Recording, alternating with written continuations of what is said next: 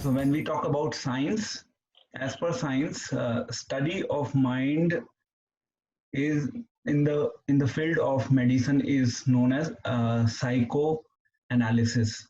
Psychoanalysis, and from centuries and like from last hundreds of years, debates are going on within science whether mind is an illusion, whether mind is a product of brain, and there's a lot of confusion around what mind exactly is.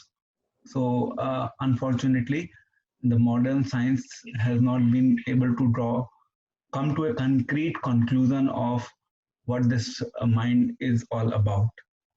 When we say our Vedic knowledge, definitely as per Vedic knowledge or as per Vedic science, the mind in itself do exist, and it is it is no doubt it is a dull matter, but it is one of the most subtle of the subtle thing that we can see around us. See means we can actually feel it. We can definitely not really see what mind is all about, but we can feel how mind functions. When we say mind, and when we use the term subtle, you during the course of our discussion we'll be talking about gross, we'll be talking about subtle. So we need to understand what really subtle means. So gross means what you can actually visualize, what we you can easily observe around you. That is gross. When we say subtle, subtle means something that probably you may not be in a position to visualize physically, but you can feel presence of it. And as you go deep into the science of spirituality, things move from gross to subtle. Things starts becoming more and more subtle. Like for example, when we say this sound vibration, this transcendental sound vibration. So sound vibration in itself is considered as one of the most subtle aspect. And when we compare the sound and mind, then mind is more subtler than uh, sound.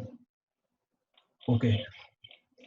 So what we will be discussing, we'll be discussing couple of shlokas from Bhagavad Gita, which has some discussion around the topic of mind and how it is relevant to us. And we will also be talking some of the questions around the topic of mind, which is which is which at times come to our own mind also. How do we really understand this concept?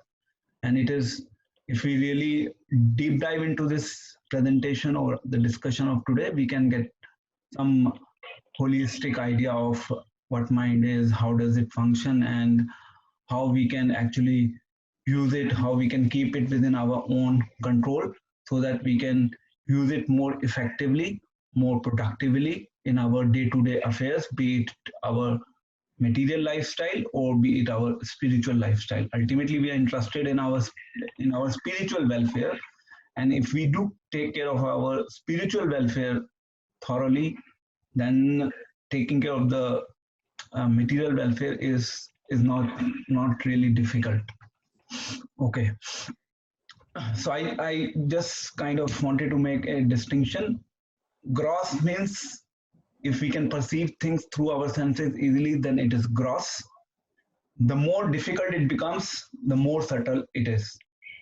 So mind is one of the most subtle object that we have, and it is really very very difficult to perceive or understand the concept of mind. How does it work? And let's move further. Position of mind. Now we are starting with our one shloka of Bhagavad Gita, and we'll just understand this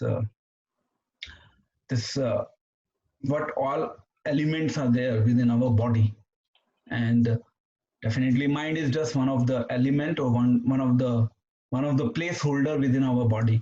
So when we say our body at the top level, body has different gross elements. Gross elements are the elements which are even like the physical, our legs, through which we do movement, our hands, through which we pick things, put things in our mouth. These are our hands. So these are known as the gross physical dull matter. So, so I'm just quickly reciting the shloka. Indriyani pranyanya hari indriyebhya param mana manasastu para buddha dhiryo buddhadhe partastu sam. Translation. The working senses are superior to dull matter. Mind is higher than the senses. Intelligence is still higher than the mind. And the soul is even higher than the intelligence. Okay, so now in this one shloka, the entire structure of the body is being defined. What is superior to what? So it started with the dull matter. When I talked about legs or hands, it comes under the category of dull matter. When we move further, then comes the senses. Senses means the working senses. Eyes, we see things from eyes. From nose, we smell, we inhale. Then tongue, we taste from the tongue. From ears, we listen, like we all are listening right now. Then skin, we get touch sensation. These are the different senses. The next above senses is a mind.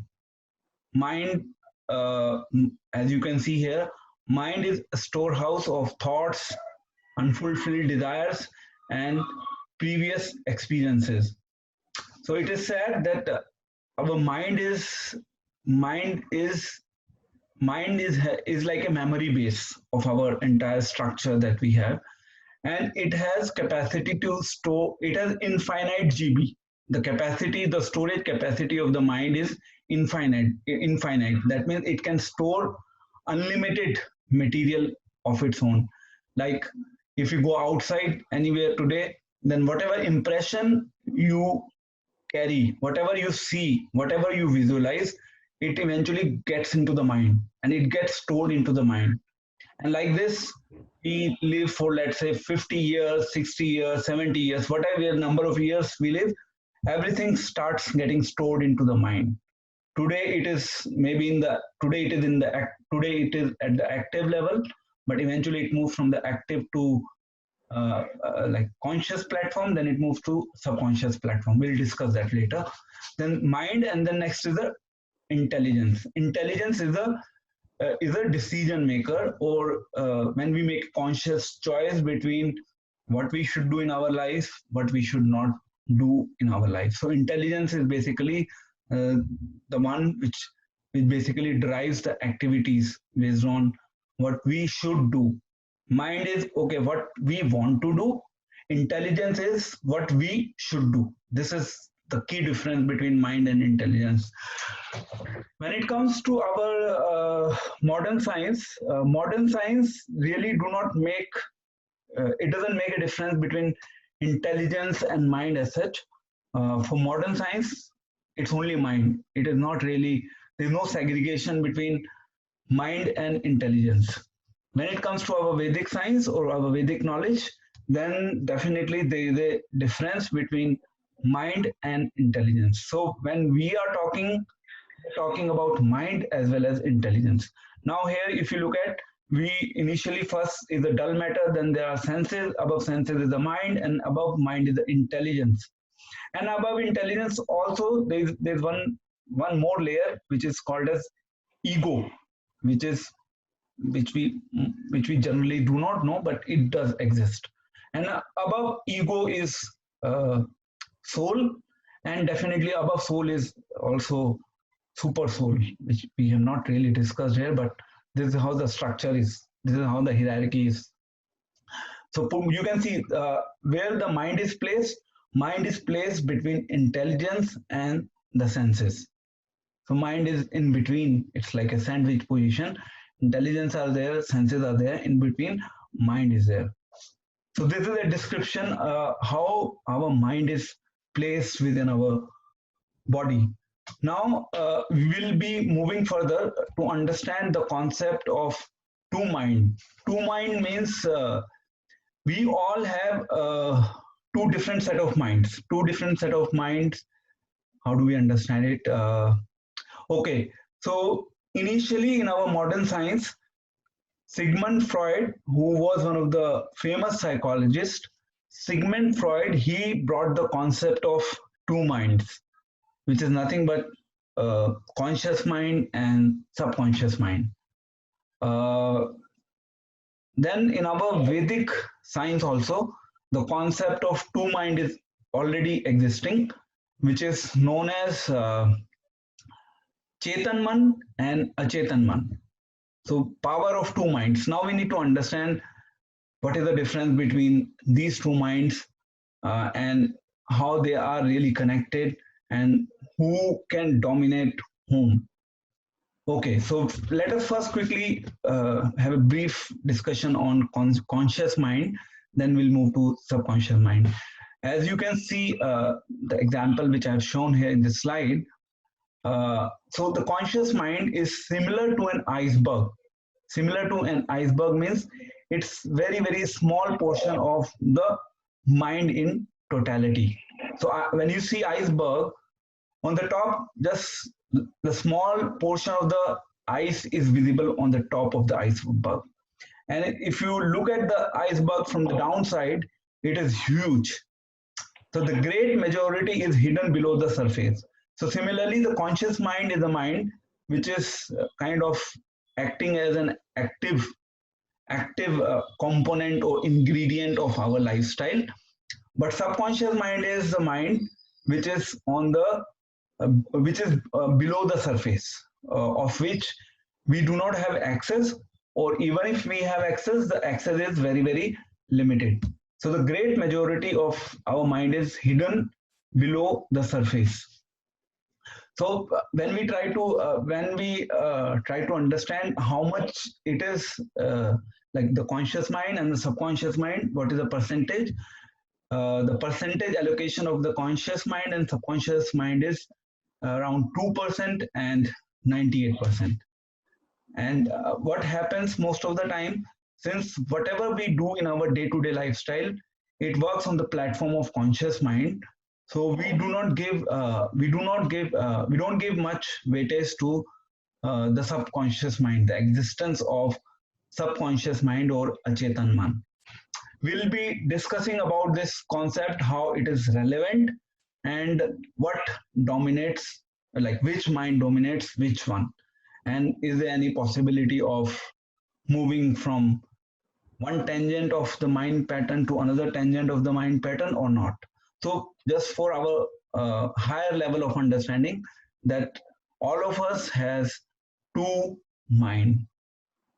Within mind, there are two segregations for which we supported it with the help of an example of iceberg.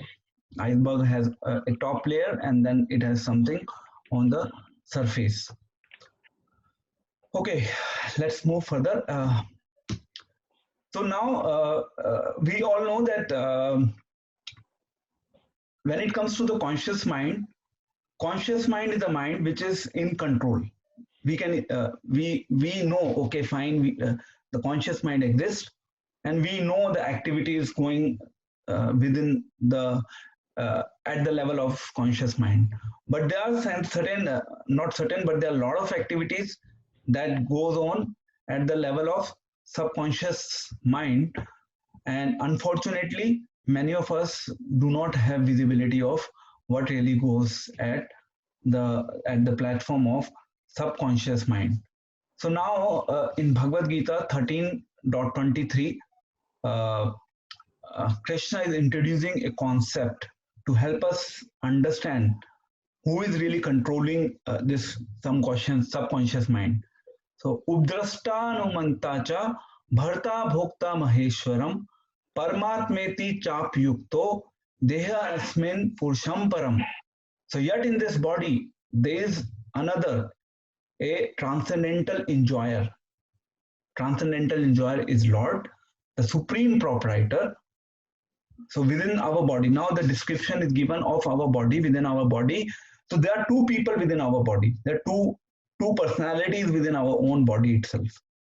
So who exists as overseer and permitter, and who is known as the super soul.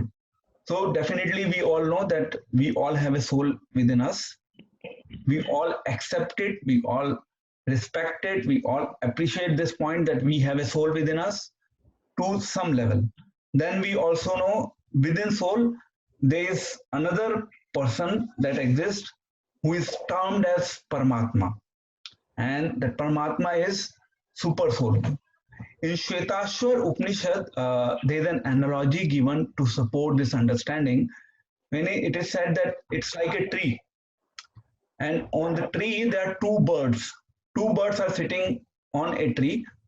One bird is enjoying the fruits of the tree. You can see in the picture.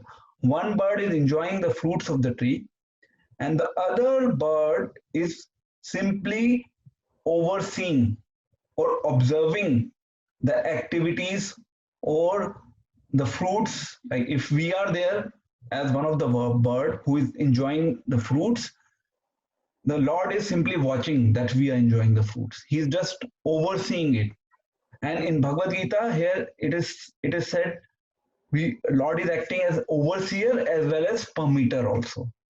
So he's playing the dual role. He's Drashta and Anumanta. This is how we call it. Drashta, he's also observing what we are doing, and he's also acting as a sanctioning or permitting authority to different activities that we perform. This is something now why we brought this concept here is we in the last slide we talked about conscious mind, and then we talked about subconscious mind.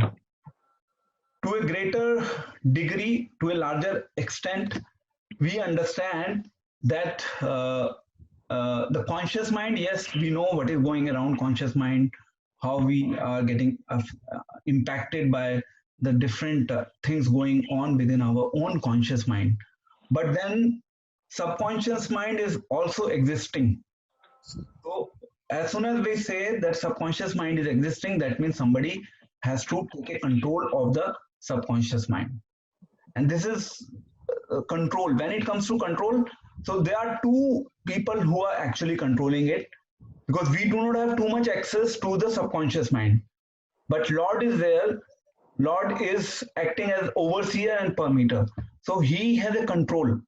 He's playing the role of a super soul. And when he's playing the role of a super soul, he also has a control and access in full capacity over subconscious mind.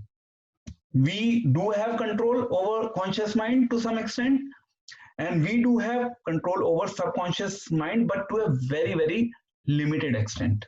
So this is the role of super soul when Lord as a super soul comes into the picture, and he plays his role as overseer and permitter.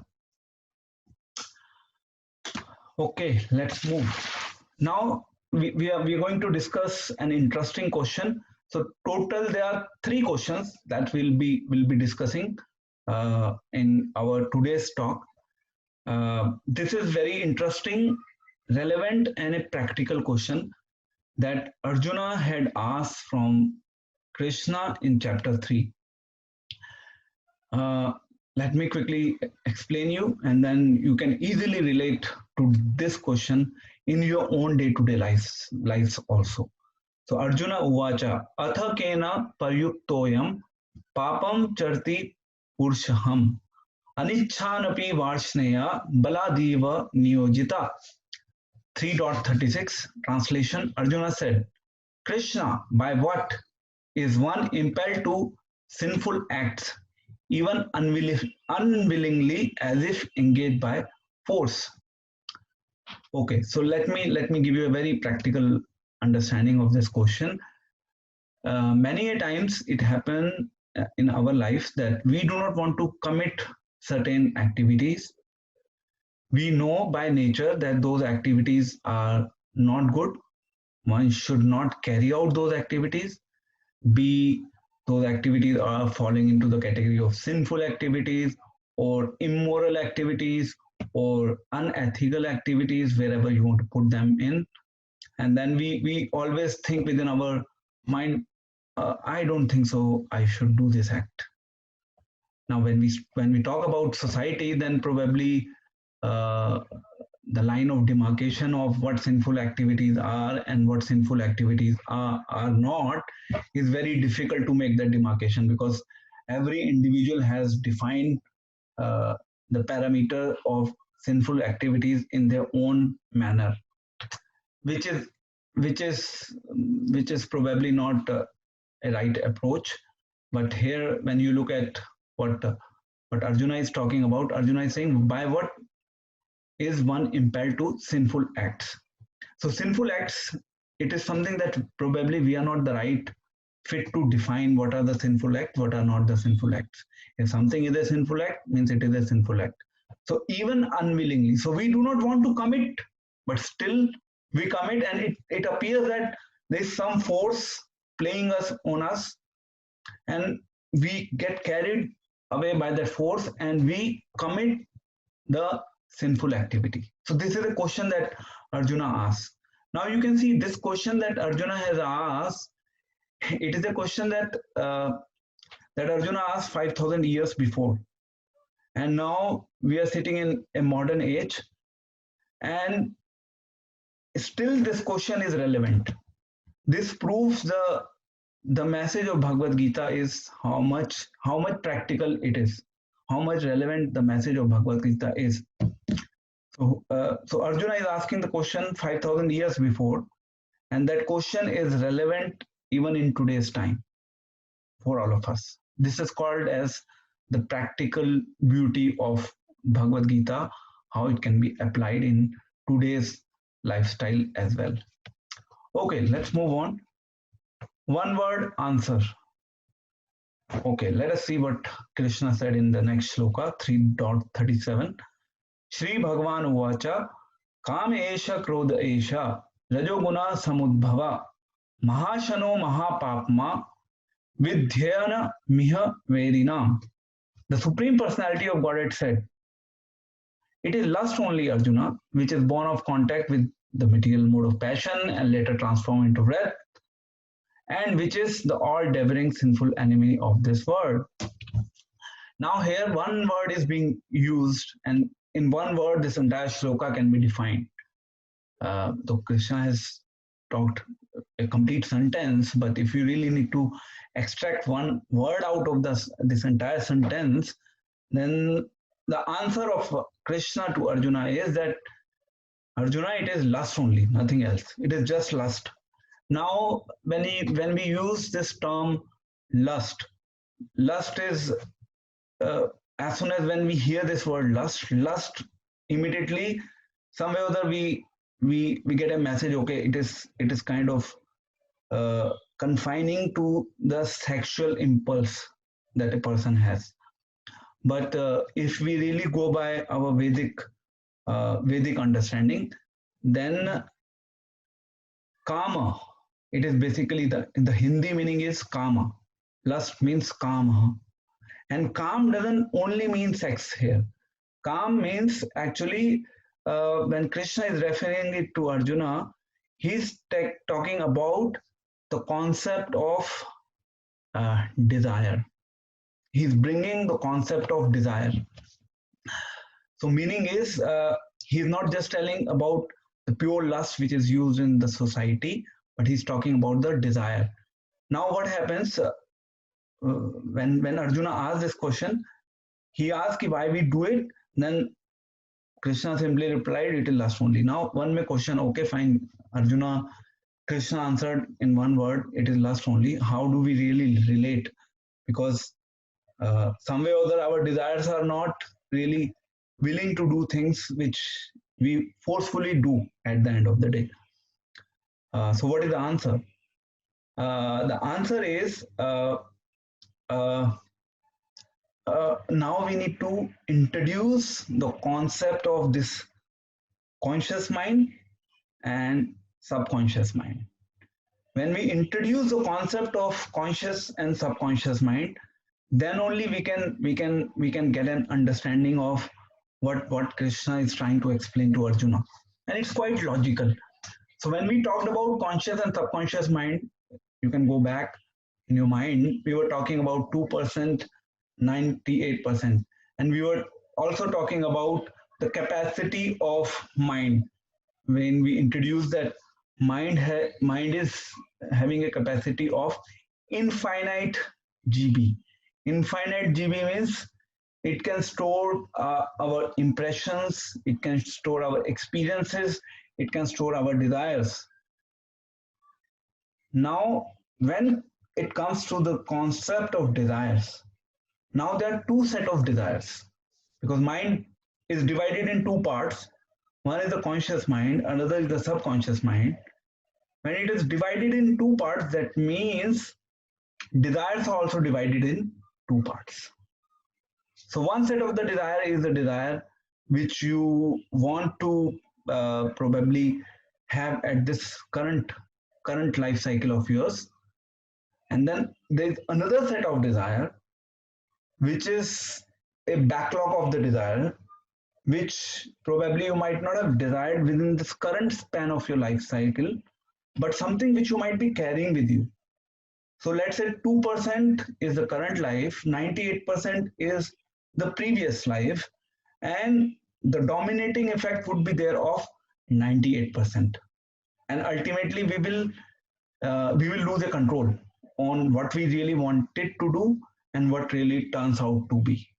That's why we lose the control, because the 98% is in a position of dominating the real situation rather than the 2%. So 98% set of desire is actually dominating your thought process or your actions rather than just 2%. So one word answer, the Supreme Personality of Godhead said it is lust only. When we say lust means desire, and when we say desire is further segregated in two categories.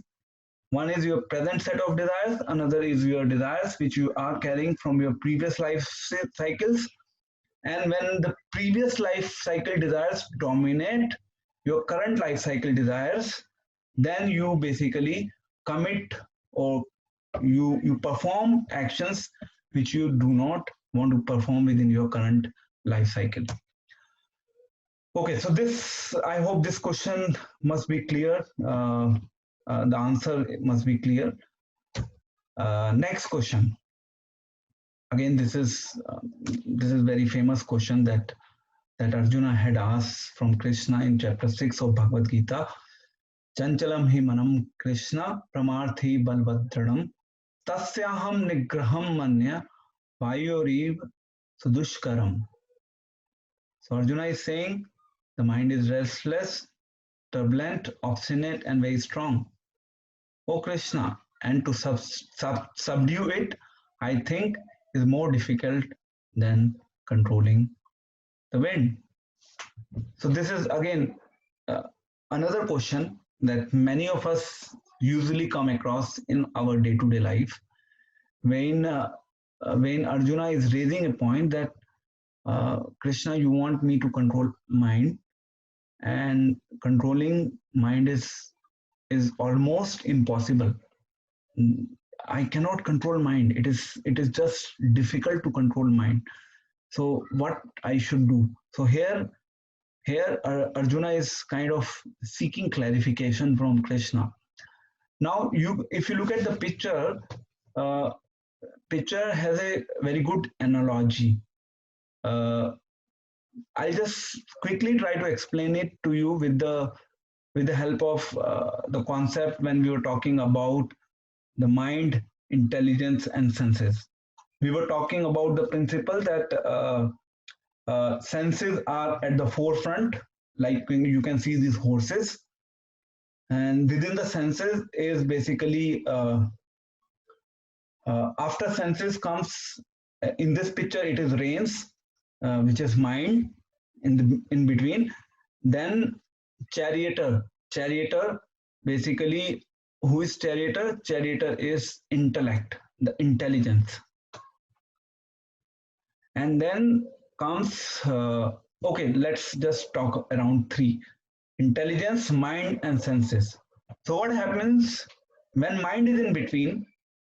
When intelligence is dominating the mind, so intelligence will give direction. Okay, no, to reins, move this side, take this action, like this charioteer is doing.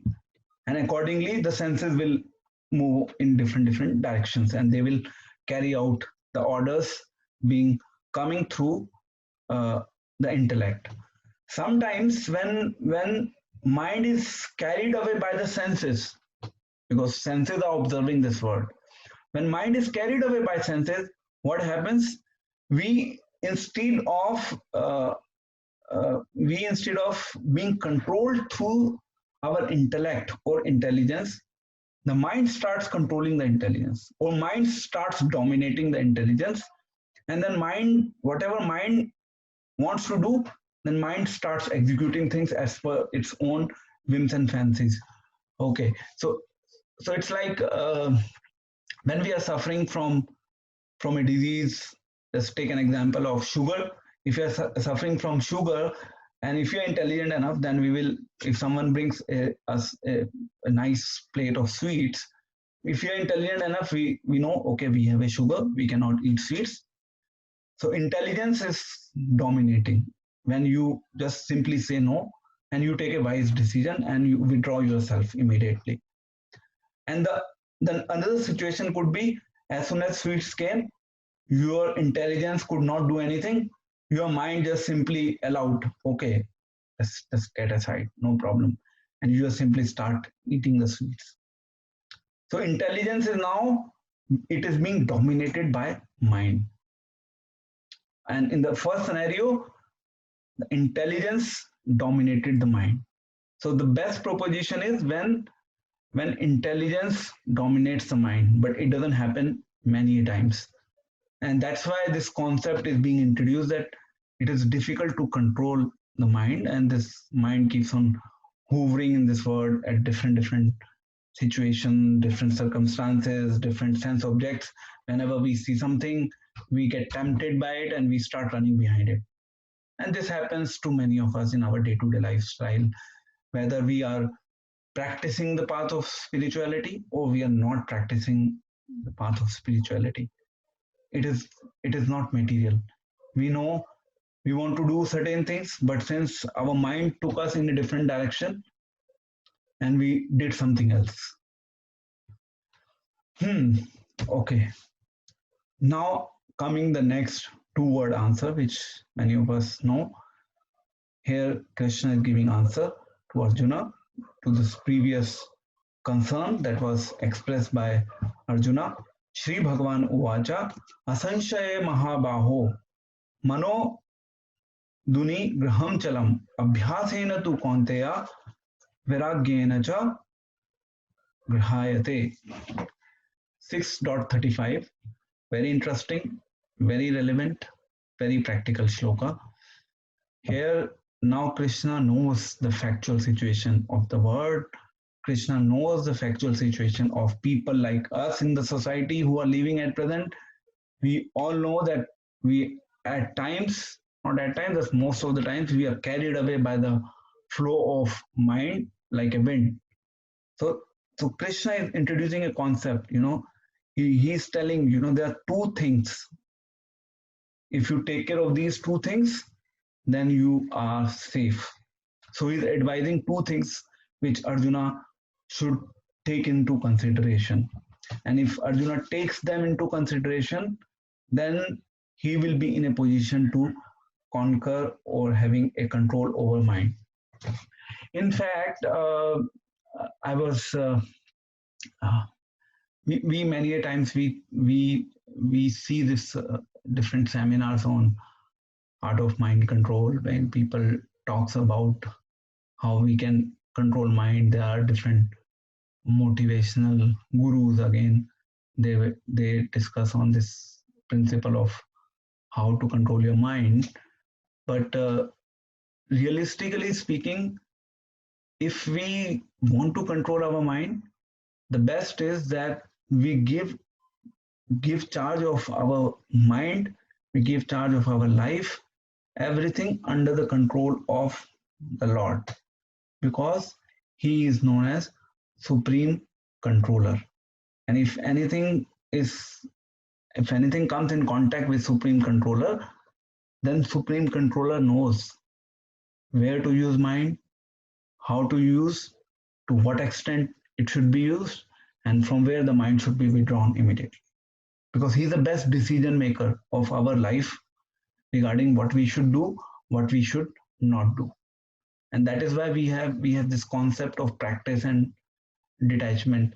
Uh, Detachment, again, detachment is something uh, practically little difficult for people to really understand and follow this principle of detachment in the kind of society that we live in today. But uh, but uh, hmm, Srila Prabhupada, founder Acharya of Hare Krishna movement, he introduced a concept. I mean, it came from our Gaudiya Vaishnavism, when we have this Nirbandha Krishna Sambandhe Yuktam Vairagyam Uchyate. So one is Vairagya, another is called as Yukta Vairagya. Yukta Vairagya means uh, Yukta Vairagya means you take anything and everything which belongs to this world, for using it in the service of the Lord. You do not use it for your own self, but you are ready to take anything which can be used in the service of Lord. Like for example, we have right now the facility of using this conference. Through this conference, it is like one of the sophisticated technology available to us. So if someone who is sitting in a jungle and who is doing some tapasya on Himalayas, for that yogi, he will say, okay, fine, this is irrelevant to me. It is simply wastage of time that we are using so much technology. But our acharyas, Gaudiya Vaishnava Parampara, they brought this concept that whatever we can engage in the service of the Lord, let us accept it.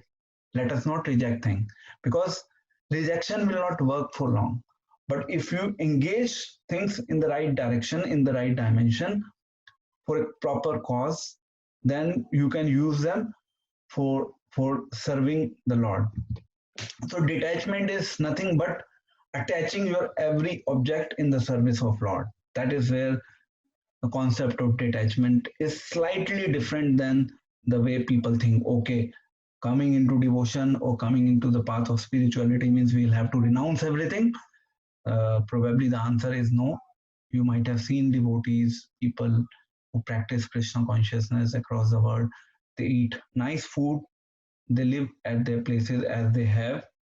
If they are living in a house, they live in those houses. It's not that they they they move away from those houses to practice detachment. It doesn't work like that. The idea is, wherever you are, in whatever situation you are, you should try to use those things or object or your time or your energy or your strength or your skill set in the service of the Lord. That is the ideal way of practicing detachment. And the second principle which Lord brought here, or Krishna introduced here, is on practice. Practice makes man perfect. So nothing turns overnight, as we have discussed it a couple of times. So spirituality also demands certain level of practice. For example, like if I'm discussing it today with all of you, uh, for one person it might be okay, everything is very easy to understand. For another set of person who might not have heard it too many times, for him it may be, oh, something going above my head. And for another person it might be, yes, it is making some sense, it is logical, but I will take time to really grasp it. So different people, and then their different level of acceptance basis their set predefined level of understanding. So this is a two-word answer on how to control the mind, that was introduced by Arjuna.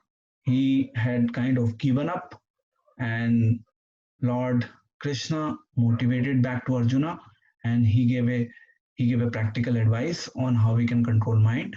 And again, using it in reference to our discussion, when we say power of mind, then we all have our mind, Now, any person who wants to live a healthy spiritual life, then he needs to keep he or she has to keep his or her mind on track. If the mind is not on track, then the repercussions are very bad, and we'll talk about it in the last conclusion part.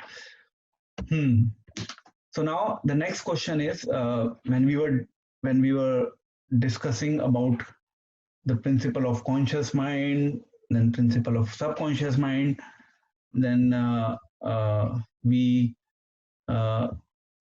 question that comes again, if we are being carried away by the flow of the desires which are lying at our dormant subconscious mind, which is not in our control, what we should do. So the question that any person would like to know, that can we have a control over subconscious mind? We are talking about conscious mind, subconscious mind. Is there any mechanism that exists within this world through which we can have some control over subconscious mind? So here we have an answer. So yes, we can have a control over subconscious mind. Let's take an example of sandwatch.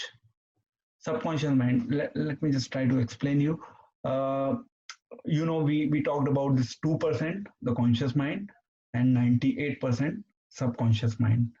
We all know mathematically, 2% will be most of the time dominated by 98%. So what is the solution? Now we are talking about solution, how it will basically work. So when you look at the sandwatch, so one side of the sandwatch, from where the sand is going down, like you can just see this example, and the sand is going down, if the above is 2% and below is 98%, and then when 2% starts pouring down a little, the sand from the top surface starts pouring down. Initially, okay, it might go less than 1%. Then eventually, whatever is there in that within this category of 90%, 98%, or on the lower surface of the sandwatch, then what we'll need to do, we will need to eventually understand that this ultimately, whatever we are functioning at 2%, it is going and settling down at subconscious mind. It is not just staying at the conscious mind. Like for example, if today you did something and after 5 years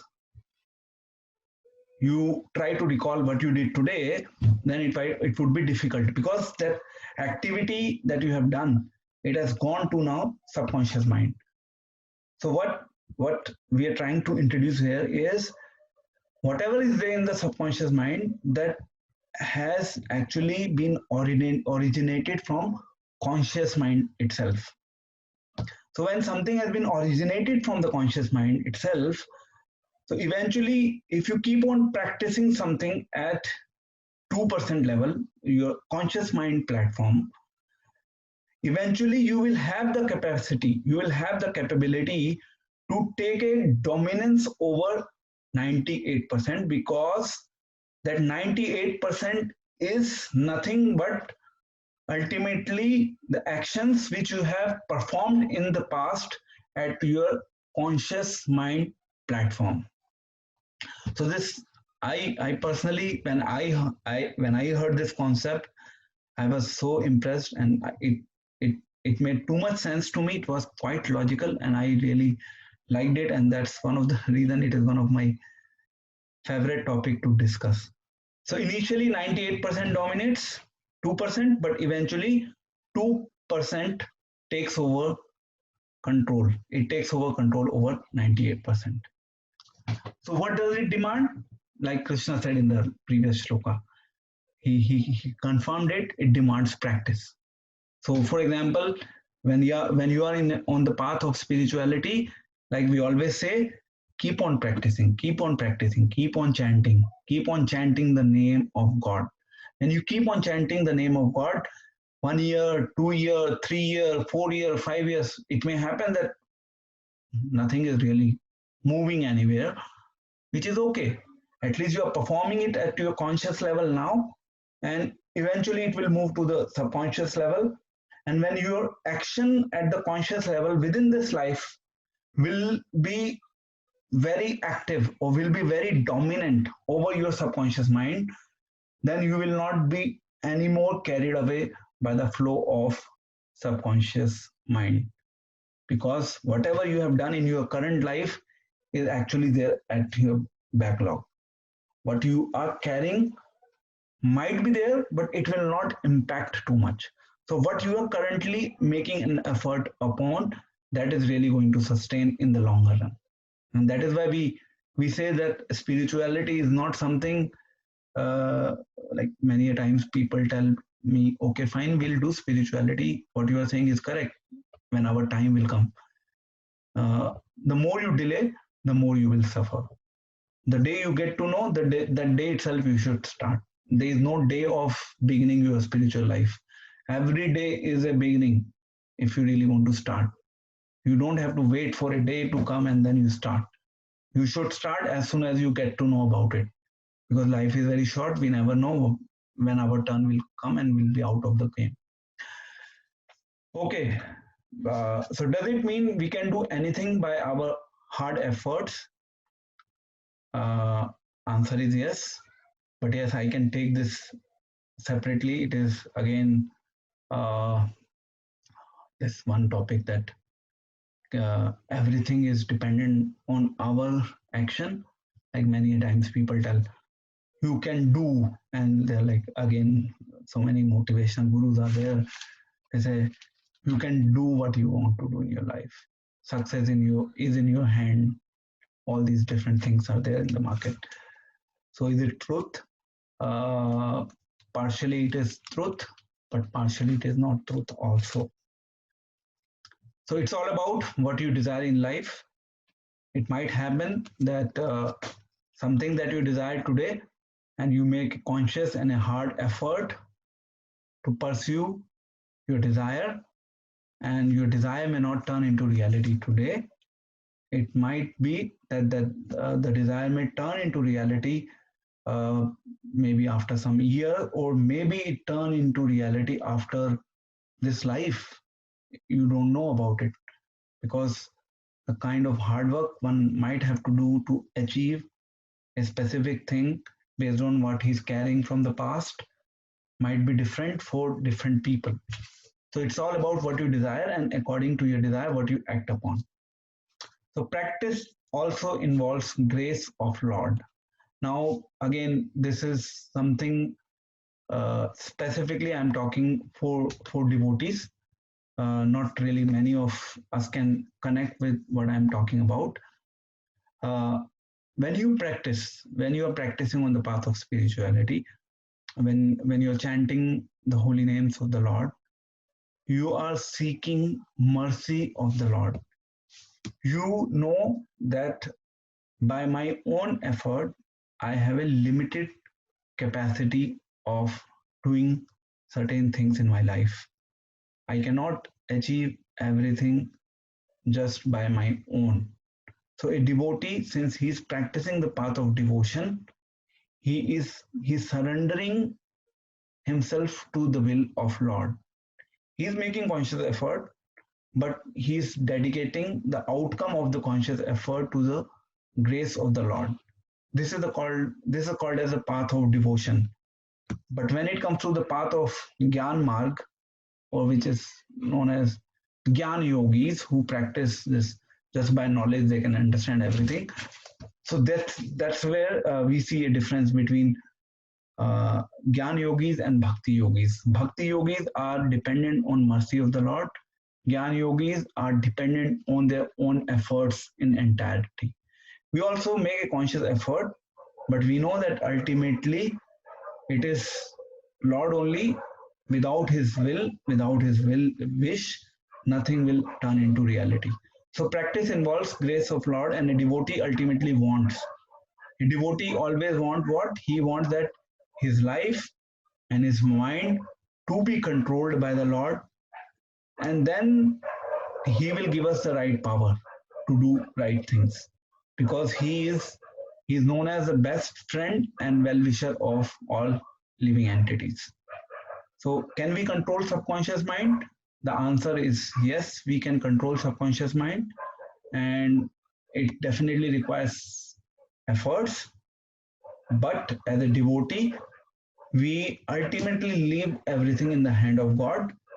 It doesn't mean that we don't do conscious effort, but we are not result centric people. We focus on our action and we leave result of our action in the hand of God, because we know He's the best decision maker for our life. If something is not relevant or beneficial for us at this stage of life, then probably He may say, okay, fine, right now you're not prepared or ready for it, so just hold on. And that's what happens in devotees life also, in spite of the fact that they might be super expert in terms of their own practice of Krishna consciousness, but still they may not achieve everything immediately, because Lord wants them to hold. And for that Lord has different purposes. He might be doing it for 10 different purposes, of which we may not have visibility. All right, so with this conclusion, which I was talking earlier, Bandhuratmana manasatasya yenatme vatmana jita anatmanhastu shatrutve varte tatmeva shatruvat. 6.6. For him who has conquered the mind is the best of friends. But for one who has failed to do so, his mind will remain the greatest enemy. It's very interesting and a relevant shloka that Krishna is telling to Arjuna, that ultimately you have to work in a manner that you make your mind as your friend. And once you make your mind as your friend, then we know what is the role of a friend. A friend is always a well-wisher. When a friend is a well-wisher, that means he's always thinking about our benefit. So when we'll be in a position to have some control over our mind, then we will be able to pass on that control to God. Okay, God, now you please decide what you want to do with my mind. If you want me to be always engaged in your service, that's the best option that I have and I'm looking forward to in my life. If it is not possible to have, and I'm waiting, but I'll keep on making a conscious effort so that I can keep this mind within my grip, as you have suggested me to keep on practicing. Now I'm quickly, in the interest of time, I'll just speak 5 minutes for this on this concept of practice, and then we'll finish off with our today's discussion. So when I say practice, practice has different meaning to different people. Different people understand it differently. What does it really mean to us when we say practice? Okay, so practice is, for some people, the practice might be they might be doing some yogic exercises. That might be a practice, and it is also probably one of the practice. For some people, it might be gaining knowledge constantly. It can be one of the practice. And for us, what is the practice? For us, the practice is that we basically take shelter of holy name of the Lord. When we say taking shelter of the holy name of the Lord, it means we try to surrender to God by chanting His names. When we chant the name of the God, then Lord becomes conscious. How He becomes conscious? I'll just introduce a small concept of psychology here. When we are in big crowd somewhere, and if someone all of a sudden calls our name from the backside, there's a big crowd. As soon as if someone calls our name, even if it is difficult to hear because of so much noises, but when someone shouts out our name, we immediately hear or listen to that that voice, and our attention goes to that sound. Who called me up? So it's all about psychology. Uh, when we are chanting the name of God, as soon as we chant, God becomes conscious. Oh, somebody has called me, and he becomes active. So this is where the role of psychology comes into the picture, and then he says, "Okay, this my devotee is calling me. Let me go. Let me listen to him. Let me hear what he has to say." And he comes around us just in that name, just in the form of his name. He's around us. This is the power of holy name. So this is the expectation in terms of practice, what we should do as a practice. Now, sometimes people say, oh, this is again kind of orthodox or a traditional approach. I don't know how far it is practical, how far it is relevant.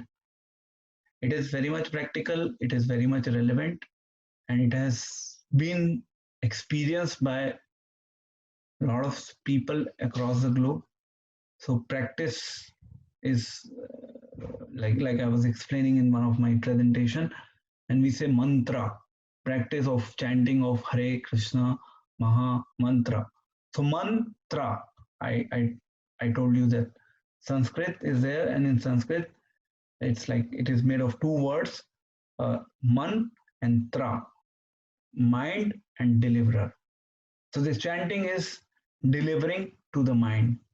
It is delivering to the mind from all the obstacles or from all the challenges going around the world, and it brings us in our control. It brings us back to us. Okay, fine. Let us chant the name of God.